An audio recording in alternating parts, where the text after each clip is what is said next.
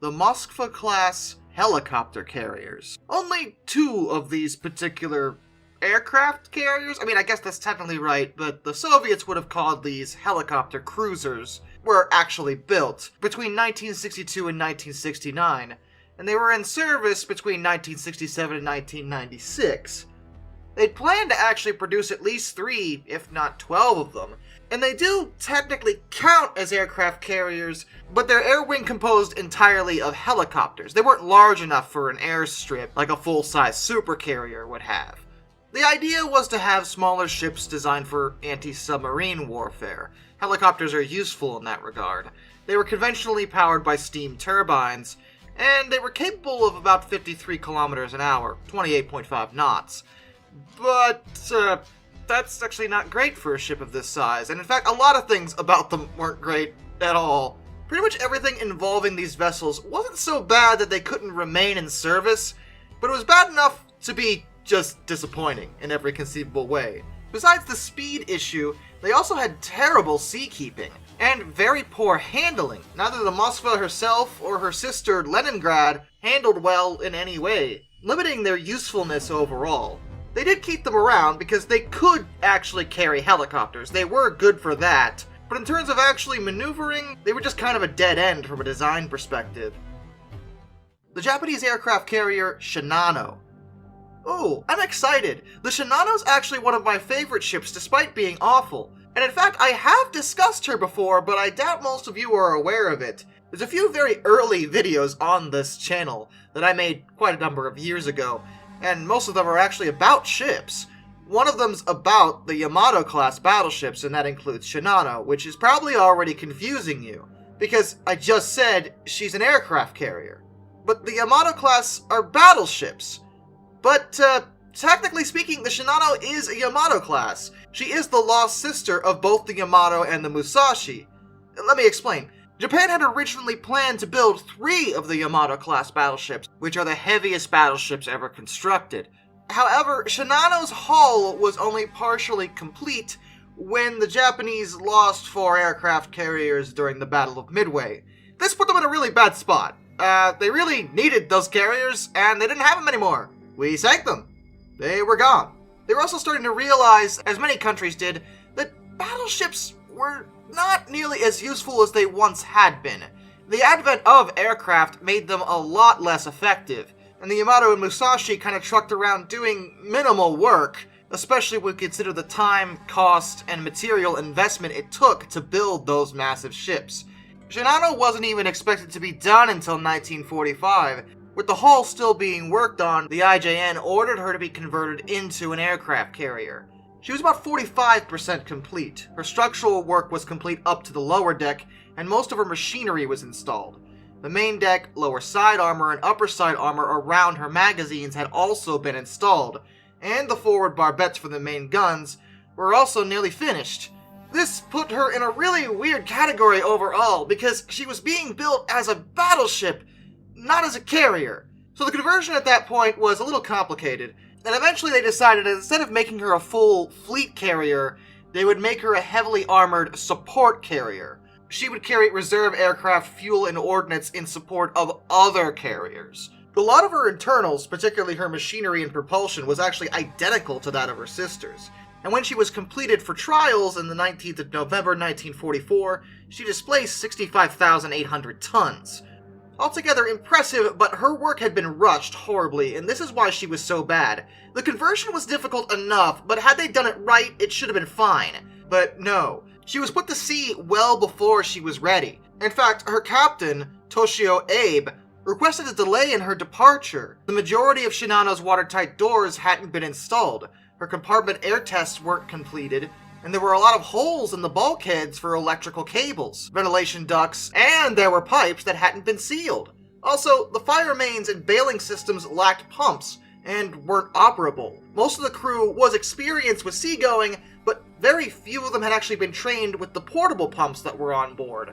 His request was denied, and she was ordered out to trials as the Japanese needed that carrier in operation right now. It didn't go well for her. At all. Shinano had a really short career. She lasted 10 days. On the 29th of November 1944, she was hit by 4 torpedoes that were fired by an American submarine, USS Archerfish. She wound up capsizing and sinking, taking about 1,435 officers, men, and civilian workers along with her. Included in that was Captain Abe and both of his navigators, choosing to remain and go down with the ship. But Shinano's crew was large. 1,080 people that were on board did wind up surviving. And the heck of it is, had they actually bothered to take time when it came to Shinano's design, she probably wouldn't have been sunk quite so easily. She's the largest ship ever sunk by a submarine. But had the watertight doors actually been in place or the pumps functional, she probably would have been able to survive those hits. I can't guarantee she would have survived the war, since she would have been a high priority target, and Japan was definitely on the losing end by the end of 1944, but still, the point still stands that this is a case of a ship that was not only dealing with an awkward conversion from a completely different kind of ship, but was rushed. She was not in a state for battle readiness at all, or to be doing trials for that matter, and her crew paid for it. It's actually kind of a sad story in general. The USS Vesuvius. Okay, this is a weird one. Vesuvius was laid down in September of 1887, launched on the 28th of April, 1888, and finally commissioned on the 3rd of June, 1890. And she, well, as a ship, on her own, when it came to floating and moving and seakeeping and all that, technically speaking, she was fine. Like, she could do all that just fine. The reason why the Vesuvius is, well, considered pretty terrible, is because of the unique armament she kept on board. She was built pretty much as a test bed for 3 large dynamite guns. What the heck are dynamite guns? Well, the name suggests that they are powered by dynamite. They are not powered by dynamite. They do launch highly explosive projectiles, though, and they do this pneumatically. They're pneumatic guns using compressed air to throw the projectiles forward, rather than a conventional muzzle gun, which would use a controlled explosion. The reason for this is because at that time, explosives in general were very, very, very unstable. You couldn't just put them in a regular old muzzle gun and expect them not to just explode in the barrel. But they were looking for a way to launch highly explosive rounds at targets. The pneumatic method seemed like a solution, but it wasn't actually that great. The guns themselves already had pretty limited range compared to traditional weapons, but Vesuviuses in general were also problematic because you couldn't actually aim them directly. The guns were locked in to the ship's deck. They stayed exactly where they were. In order to aim these guns, you had to aim the whole ship, as if the ship itself was a giant gun. The 3 barrels for the pneumatic dynamite guns faced forward, so the Vesuvius would have to aim directly at whatever the target was, keep steady in the ocean, and fire that way. Oh, and she'd have to get pretty close, because again, limited range. The whole thing was not considered very effective. Vesuvius's guns just couldn't hit the target effectively. The only advantage to them, which was bizarre, but it kind of makes sense when you think about it, because the guns were powered pneumatically, they were actually very quiet. During the Spanish-American War, Vesuvius conducted several shore bombardments using her guns. The Spaniards that fell victim to these particular attacks were actually given great anxiety, as with conventional weapons, there's a great big boom before the impact of the shells. But Vesuvius's guns don't do that. They couldn't hear when she fired, so the highly explosive shells came in without warning. And in this particular job, the guns were actually pretty effective, but shore bombardment seemed to be all she was good for.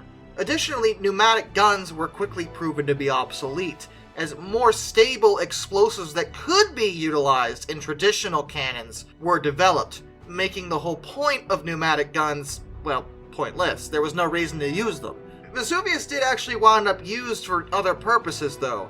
Eventually she lost her guns, and she was given 4 torpedo tubes for conducting experiments with them. She was finally decommissioned on the 21st of October 1921 and stricken on the 21st of April 1922 to be sold for scrap. The Russian monitor Novgorod. Okay, this is what you people watch me for. It's for this kind of thing. This kind of what? Why would you ever? That's That is... honestly, it looks more like a hovercraft than a proper ship. But I assure you, I promise you, that is a ship. A regular warship. Well, not regular, because it's a circle. A very, very odd circle. Why is it a circle? Well, that was actually specifically to reduce draft, which is the vertical distance between the waterline and the bottom of the hull, or the keel of the ship. The whole point of the Novgorod was to be a coastal defense ship. She could carry a lot more armament and more armor because of her really weird appearance. Her propulsion was actually fairly conventional. She used 6 compound expansion steam engines, and she wasn't really that large. She only displaced about 2,491 long tons. Now, there's actually a lot of exaggerations about the Novgorod that make her sound a lot worse than she really was. I wouldn't say she was particularly good, as there's a reason we just don't make ships this way.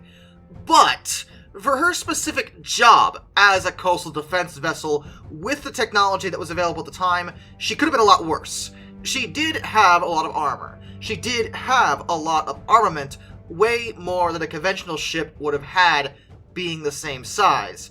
Many critics, even at the time, blasted her as being one of the worst ships ever, even then, saying that she had poor seakeeping and she wasn't possible to control, and other things that aren't wrong, but aren't as bad as one would think. Her biggest problem is her inflexibility. She was only good for being a coastal defense ship. She was very slow. She was only capable of going about 6.5 knots. That's 12 kilometers an hour or 7.5 miles per hour. She couldn't actually keep up with proper fleet ships. And her peculiar shape meant that she often fell victim to the ocean's currents, way more often than a regular ship would have. She wasn't actually the only one designed like this either. Vice Admiral Popov was another circular ship built for the same purpose. Both have gone down in history as being some of the worst ships ever, and I would agree, but only loosely. Because they didn't get anyone killed, for one. They were technically stable in the water, but their lack of speed and sufficient control when compared to other ships definitely puts them on the low end. And that inflexibility when it comes to roles, unable to actually do anything beyond coastal defense, is definitely a weakness in my mind. Again, I want to lean into the idea of defending them at least a little bit, because I do think they're an interesting experiment and they're fun to talk about, but to say that they're good would be, well, a lie, because they weren't. The HMS Captain. Oh boy. On my first part of this, I got a lot of people pointing this one out, saying that you didn't talk about the captain, and you should have talked about the captain. And you know what? No, you're right. I should have talked about the captain in the first part. I'm going to talk about it now because, wow. Wow, okay. There's a pretty major backstory with the captain as a ship that goes back to the Crimean War, and a particular British captain by the name of Cowper Phipps Coles. In 1855, he and a group of British sailors constructed a raft that had guns that were protected by a cupola, and this raft, which they named Lady Nancy, was used to shell the Russian town of Taganrog on the Black Sea. It was actually very effective, and Coles himself wound up patenting this particular rotating turret design after the war was over. The British Admiralty was interested in the prototype of this particular design, believing it could enhance the effectiveness of their own warships overall. It was installed on the floating battery vessel HMS Trusty for trials in 1861. This actually went pretty well. The Admiralty was impressed with the concept of a rotating turret, and they ordered a coastal defense vessel, HMS Prince Albert, to be built with 4 of these turrets. They also ordered the HMS Royal Sovereign, which was a ship of the line that was still under construction, to be converted into a turret ship as well. Prince Albert wound up with 4 turrets mounting single 12-ton 9-inch guns and 4.5-inch thick armor plate on the hull. Royal Sovereign had 5 10.5-inch 12.5-ton guns in 1 twin and 3 single turrets. They both had a flush deck and only a jury rig, and that meant they could only operate as coastal service vessels. The Admiralty really liked the turret, but at the time still required ocean-going vessels to protect its worldwide empire. And steam engine technology hadn't quite caught up with the necessary speed and power you need on the open ocean. Ships of the 1860s that went out into the sea still needed to have sails. The sails and rigging proved complicated with the turret setup because it limited the turret's line of fire. It was possible to have a turret that could, in theory, hit the ship that they were mounted on if they were aimed improperly. The Coles thought there might be a way to make it work. In 1863, the Admiralty gave Coles permission to work with Nathaniel Barnaby, who was the head of staff of the Department of Naval Construction, to design a rigged vessel with 2 turrets and 3 tripod masts.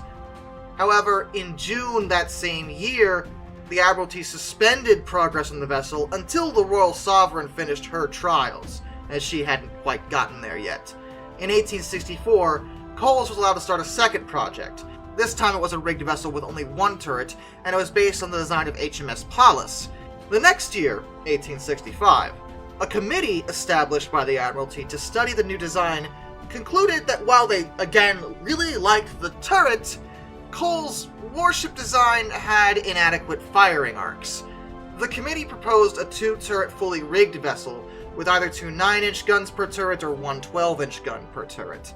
The Admiralty accepted the committee's proposal, and the construction was started on what would become HMS Monarch. However, Coles didn't take this well. They'd cancelled his original 2-turret design for a ship like this, and then cancelled his single-turret design when they decided they wanted a 2-turret design. He didn't think it was fair, and boy, how did he raise just the biggest stink about it! He launched a campaign against the project for the Monarch, and he attacked Robert Spencer Robinson directly, who was the controller of the Navy, as well as various other members of the committee and the Admiralty. He was so persistent and irritating about this that in January of 1866 his contract as a consultant for the Admiralty was terminated. But at the end of January, his protests that he had been misunderstood, which, yeah, I believe you, no really, led to him being re-employed from the 1st of March 1866. But Coles also lobbied the press and Parliament about the issue, and through these methods he was able to force the Admiralty to allow him to build his own 2-turret design. This would eventually become the Captain. And I'm convinced, based on all of this, that they only gave in to just shut him the heck up, because he was being kind of a baby about this. Now understand that Coles, well, it wasn't that he knew nothing about ship design. He was a captain. He had sailed before, but he wasn't necessarily an expert on ship construction and architecture. There were a lot of things that he needed another person's opinion on and input in order to get right. And in the case of the captain, he probably should have taken a bit more advice from others. On the 8th of May 1866, Coles told the Admiralty that he selected the Laird brothers of Cheshire to be the builder of the new warship. Cheshire had already built several successful iron warships, so they were plenty qualified to do it. In mid-July, Laird submitted 2 possible designs for Coles' proposed turret ship. To prevent the rigging from being damaged when the guns fired through it, it was attached to a platform that was mounted above the gun turrets, known as the Hurricane deck, instead of being brought down to the main deck. Tripod masts were also used to minimize standing rigging overall. The design required the ship to have a low freeboard, and Coles' figures estimated it to be about 8 feet. This is not good at all. That's already a big red flag. Freeboard refers to the distance between the waterline and the main deck, or weather deck, of a ship. You've probably noticed that the vast majority of ocean-going vessels, particularly ones that travel, like, long distances in the deep ocean, have pretty high decks. And there's a reason for that. The ocean is rough. Waves are very high in the ocean.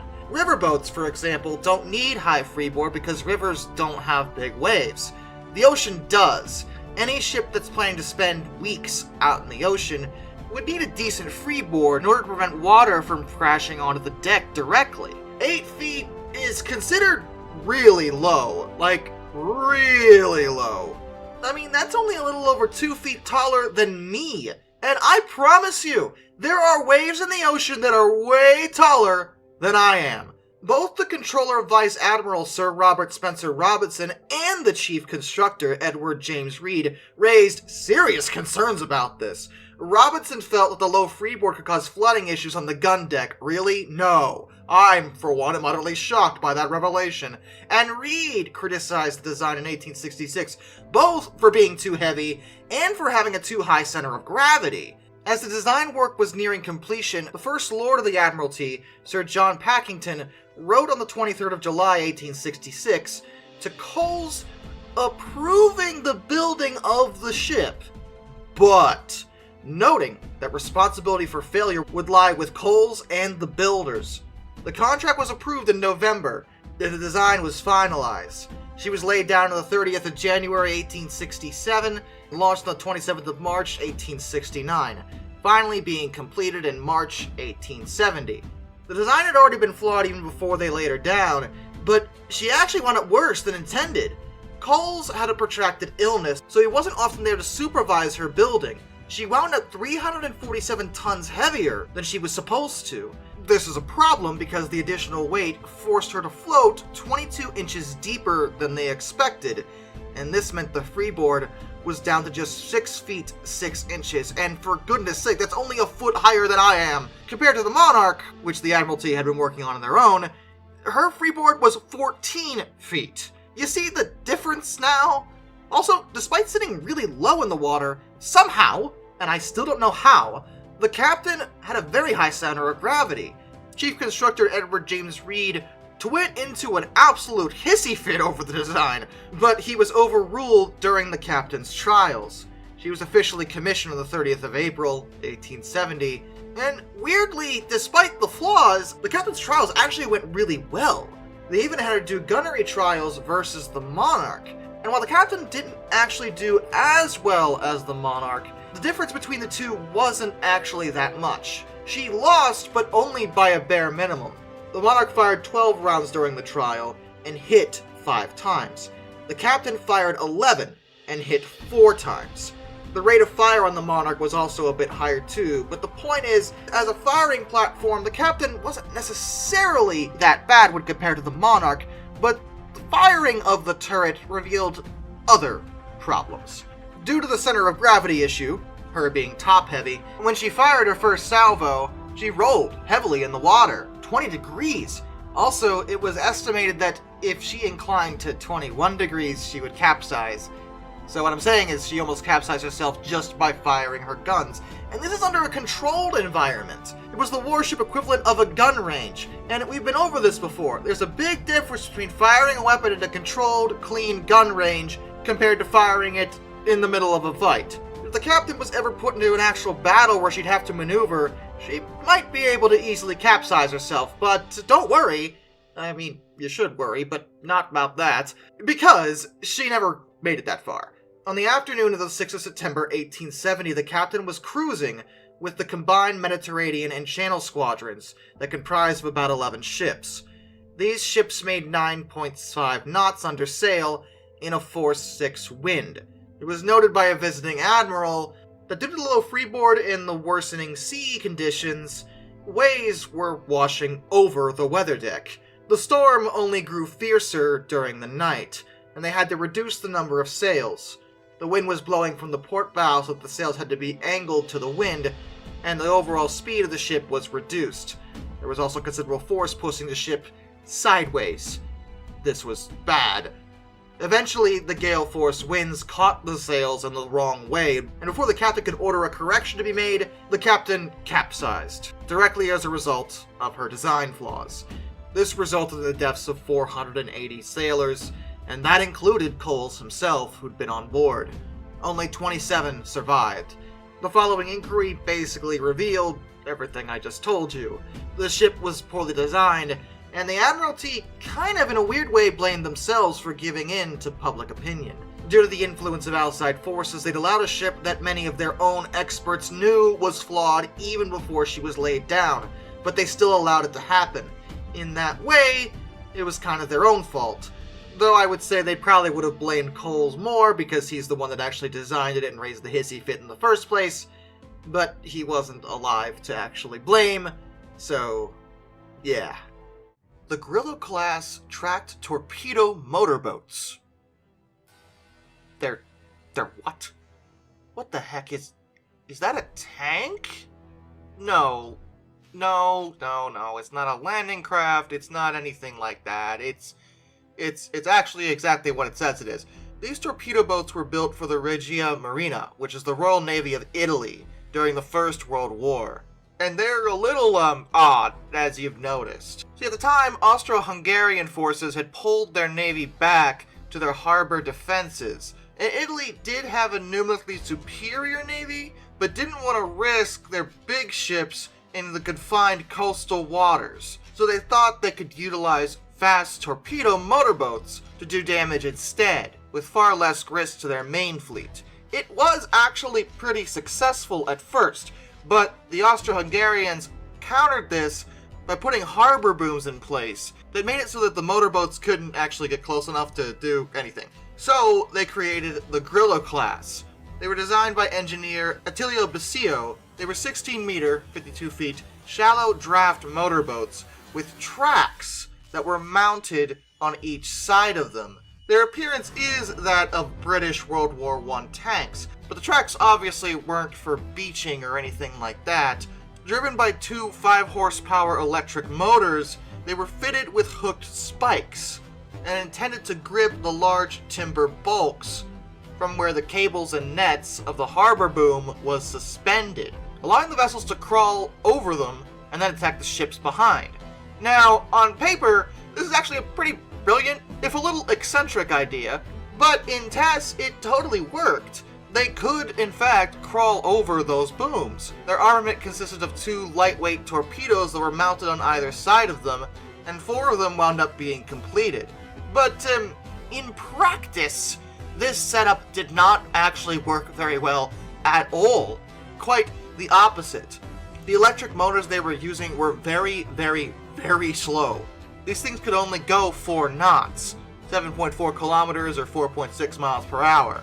And during the first attack, on the 13th of April 1918, the 2 boats involved, Cavalletta and Pulse, found that the length of time required by the slow electric motors had been completely misjudged, and they hadn't even reached the boom at all by daybreak.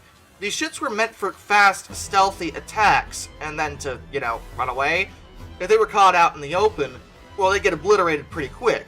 The crews had no choice but to scuttle them, rather than allow them to be captured by the enemy.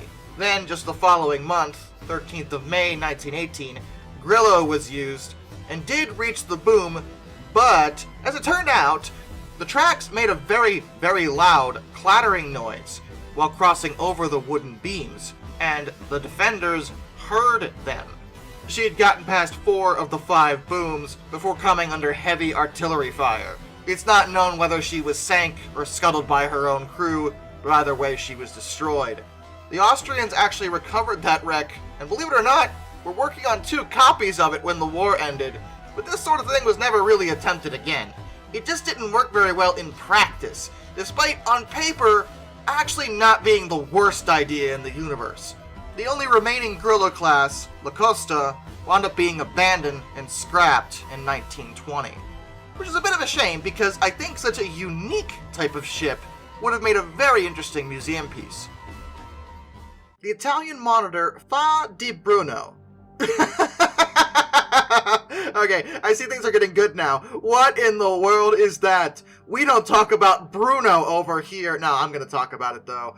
Alright, the first thing to know about this thing is 7-foot frame, rats along it. No, not really. I don't want to get copyrighted by Disney for singing that song.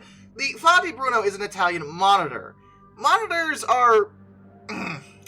well, they're an interestingly designed warship that doesn't come up very often. They're relatively small, and were neither very fast or strongly armored. They would usually, though, have disproportionately large guns. They were used in the mid-1800s, all the way up to World War II, but their role diminished greatly over time. It was found that they just weren't that great. Like, why have something like a monitor when you could just build a normal ship? And in Fa di Bruno's case, well, I mean, I'm not sure that even counts as a warship. I mean, what's our basis for comparison here? It is quite literally a giant gun, which it does have, mounted on what I can only assume is a raft. It looks like a raft to me. It's not a raft, it is more complicated than that, but it doesn't even have a proper bow. The design was basically that of a self-propelled barge. She was actually only thrown together for the gun. That gun was meant to be mounted on Italy's new battleships they were working on during World War I, the Francesco Caracciolo class. But those were never actually finished. They just had the gun sitting around. So they were like, let's just stick it on a barge. It'll be fine. She wound up displacing 2,854 long tons and had a length between her perpendiculars of 55.56 meters. That's 182 feet 3 inches. She was powered by 2 surplus Thorncroft vertical triple expansion steam engines that were taken from discarded torpedo boats. You may have noticed by now a running theme with this blasted thing is that it was literally put together by parts of other boats that couldn't either be fixed or repaired or finished or anything like that. She had a maximum speed of 3.31 knots. That's 6.1 kilometers an hour, 3.8 miles per hour, otherwise known as nothing. And that was only during her sea trials. Her maximum speed in service was less than that, 2.5 knots, which is disgusting, even for a monitor. Her hull was also surrounded by a concrete cofferdam, 2.9 meters, 9 feet 6 inches thick, and once she was put into service during World War I, she was found to be not very effective at much of anything at all. The gun was big and powerful, but when she was used to bombard Austro-Hungarian positions, she had little effect, if any. Also, she was driven ashore in a storm in November of 1917, and they didn't even bother salvaging her for almost a full year. Technically, she was stricken from the Navy's list on the 13th of November, 1924, but she wound up being put back into service because somehow she was still around at the beginning of World War II as a floating battery known as GM-194. She was towed to Genoa from Venice, because Lord knows she was not going under her own power because it would have taken about 75,000 years for her to do that, and she just stayed there for the rest of the war. The Royal Navy actually bombarded Genoa on the 9th of February 1941, and Fonte Bruno did fire back, but only 3 times because one of the first British shells damaged the cable that provided electrical power to her guns. She wound up being captured by the Germans after the Italian armistice, because I guess they really wanted to get their hands on this awesome technology. She was scuttled at the end of the war too, and then eventually scrapped. We just don't talk about Bruno. The USS Galina. The USS Galina was launched the 14th of February 1862 for the Union Navy during the American Civil War. The Union Army had been concerned because they received word of the Confederates' new casemate ironclad, CSS Virginia. So Congress appropriated $1.5 million for the purpose of building 1 or more armored steamships to deal with that problem. Ironclad warships were very new at the time, and there was still a lot of experimentation to be done, which could explain a lot of Galina's problems. A man by the name of Cornelius Bushnell drew up a proposal for Congress that would wind up being the Galina. Galina was actually constructed alongside 2 other ships, the USS New Ironsides, and later the USS Monitor. New Ironsides was using a lot of what everybody already knew, so it was very conservative, whereas the Monitor was very ambitious. Galina was somewhere in between, and it did not work to her benefit. She didn't really combine the advantages of either, and really had the flaws of both. The big problem with her was the armor. It was, meaningless. Her armor meant nothing, even to weapons of those days. When she was finally deployed, she would eventually wind up in what was known as the Battle of Drury's Bluff, which was a hill. The Confederates had fortified that position. Monitor was actually with Galina at the time, and couldn't actually raise her gun high enough to hit the fortified position. Galina could, but didn't do anything. None of her shells did any significant damage. She, on the other hand, took a beating. She was hit 44 times on her port side, and 13 of those hits penetrated her armor. That, wasn't supposed to happen, and yet it did. 13 of her crewmen were killed, and a further 11 were wounded. The engagement had gone so poorly that on the 19th of May, 1863, she was decommissioned for repairs and reconstruction, and most of her ineffective armor was just straight up removed. They took it off. They didn't replace it with anything, they just took it off. Because, well, what was the point of it? If it wasn't going to protect the ship from damage, well, all it did was weigh it down, leaving behind only the armor around the engines and boilers. They did increase her armament, and she did participate in the Battle of Mobile Bay. That went a bit better for her, to be fair. But out of all the early ironclads, Galina is often considered one of the worst, and she just wasn't very good at being an ironclad. She was scrapped in 1872.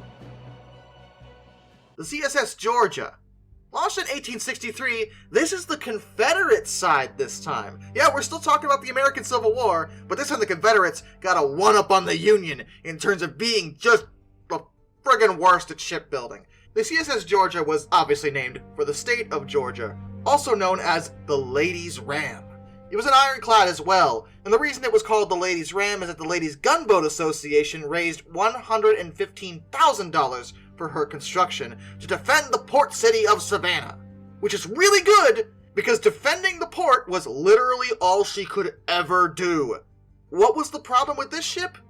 Oh, it was just a little itsy-bitsy issue of not being able to move. She could float, and she had decent armor, but her engines were terrible. They lacked sufficient power for the ship to maneuver in any real way, and as a result, the decision was made to only use her as a floating battery. She was a monitor in disguise. Except, no, wait, I'm sorry. The Fadi Bruno could move. In fact, every monitor I've talked about before could move. This one couldn't even do that, and it wasn't even designed to be a monitor.